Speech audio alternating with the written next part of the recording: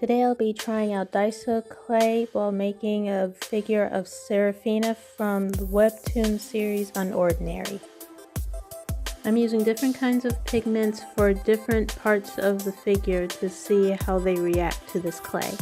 I'm using oil color for the jacket, watercolor for the stocking, acrylic paint for the skin, and chalk for the hair.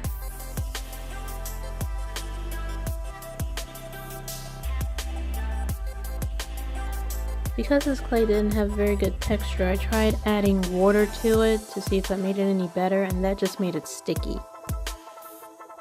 This type of clay seems to work best with molds and is not all that good when you try to use it by hand. When I was blending the pigment into the clay, it became very messy and stuck to my fingers a lot. I had to add some eyeshadow to the clay with the hair because even with all that chalk mixed into it, it was still looking very pale compared to her actual hair color.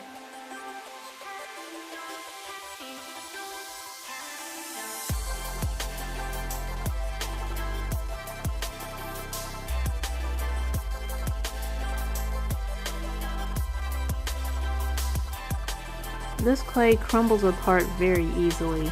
This clay does not hold together very well at all, and if you try to put it in a cylinder shape and bend it, it will just break wherever you bend it or have very big cracks you need to fix. I use water for adhesive to make different parts of the clay stick together, and I also use water to smooth away any small cracks. The clay that I used for the hair kind of transferred a little bit to the face.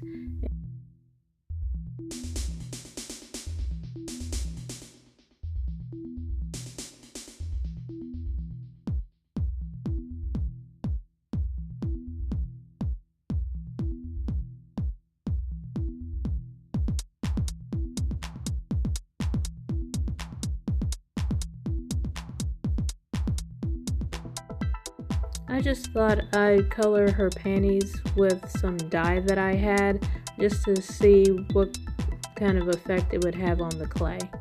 This clay can't really be peeled off after flattening it, which is just one more way it's kind of inconvenient to use.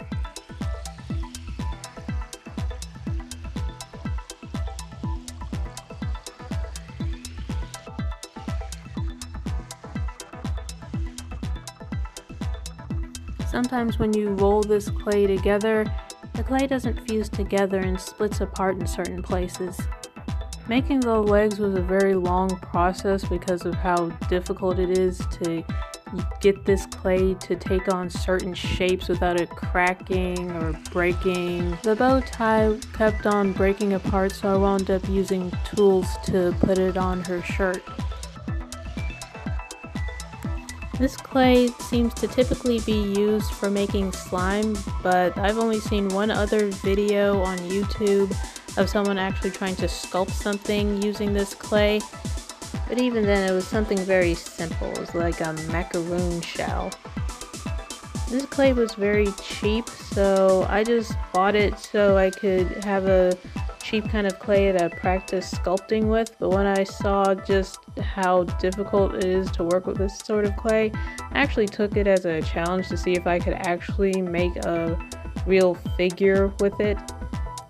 And spoiler, this is one of, if not the worst, clays I've ever tried. I had to do a lot of fixing off camera because I had to just salvage this over and over again when I figured I'm just going to be done with it. So I think it turned out alright considering how otherwise very unusable this clay is, to the point where I almost think of it as false advertising to say that it was is considered sculpting clay. But yeah, if I was using my Hardy paper clay or even the Crayola Model Magic, this figure would have turned out better than this. So all in all, I'd have to give this clay a 1 out of 5. It is bad. I used a little bit of water on the hair to make sure the yellow chalk stuck to it.